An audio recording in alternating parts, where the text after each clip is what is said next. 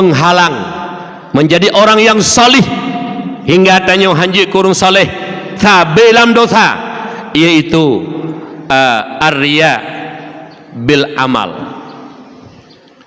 amai pamer bagop, amalan tak sembahyang, tak sedekah sebagainya, pelemah bagop menjadi tepu tanya hayu, ja ibadah menyaikun tanya urun taat, tak sedekah menyaikun tanya urun dermawan, mitanan ba urang dengku mutuah yang berbahagia, pamer ibadah nyen urung ria, pamer ibadah juga ahli-ahli penghuni neraka, menghalangi menjadi sifat orang yang solih. Ada tiga tata ibadat jud, ada tiga tata meratib jud, ada tiga tata berzikir jud. Apabila ingin pamer, katana adanya dengku nata pubut tabah but kakalan buk kamu kalan ngan kamu de hayu tata pubut katanya bangga tu nya menyohanai penghargaan lagi bengeh tu, bengeh tu haibi penghargaan tak pubut mesebab masjid, tak pubut bak buk god dah kala hanaibi penghargaan, hanai pegah umah nyobut don, hanai pegah sapu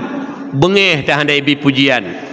Nyan model-modelnya nengkum tuah juga menghalangi menjadi orang yang solih. Jangan mimpi menjadi orang solih apabila amal ibadah yang kita lakukan ingin pamer pada manusia.